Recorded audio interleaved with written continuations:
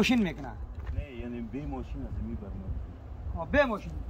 بس که از این ماشین ایما تو نه برام داجی جان اگه یک سری همین تو برام میتون اولی ایرا استاد ایرا میارین کندورا میارین از نمکاب نه بله این کندوی نمک میارین دایی چا چند روز میندازین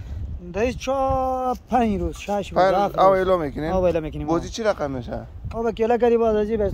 برگردون میگیم این طرف ها یک دو میره اونجا 3 روز پس میاد تغییر نمک کاب شد که تصفیه شد با دو کرده توزیع میکنیم به ذره پای او دو کرده بعد آفتاب میره خش میکنه بعد از اونجا ما جمع میکنیم میدیم به ماشین بعد ماشین بیاد تمام ماشین اولی کمو که ماشین میتونن کدام است اینو واسه اونجا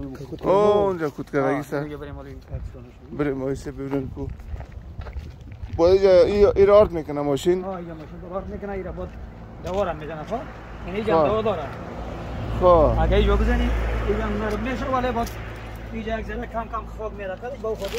خب دوارم میزنه نه دوارم میزنه یا ایدین است بعد اینجا میبره بعد ماشین به کمال با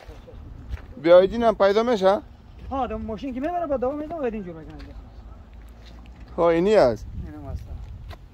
توش همین مشکل نیست نه هیچ مشکلی نیست بیایید سب نام چیز لالا نام شیرین مراد شیرین جان بیادر ما ایرا صفاتش شمایی پخش میکنیم خب کتابخانه ایران جان یعنی اونی که پشتر خود بوکی نه ایدو میشه ما اگه یک سر نمک چرزش داره این دو بعد خشک میشه سخت میشه خب ماشین که زیاده داده باید اصلا نرم میشه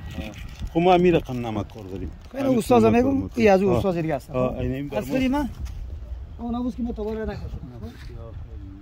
شوری بس سایسته بریم پیش خب ایرا از این معدن نمک از معدن نمک بیاریم باز اینجا کاوردین اینجا دی کاسه میفته دی کاسه میفته ای کاسه میروزه میاد ای کاسه از این کاسه دو روز سه روز یا پس میگرده سری از اون خب که مخلوط شید شور شید بعد توزیع میگین دیگه خب با توسط واتر پمپ رو تقسیم میدید واتر پمپ تقسیم باز ایرا با ماشین شما روی میکنید خشک میشه با ماشین اینجا خشک میشه خب اینجا خشک میشه بعد ماشین برای تمام میشه آ بچا کی شبیر یک سر ما کمی استاد آبادی باز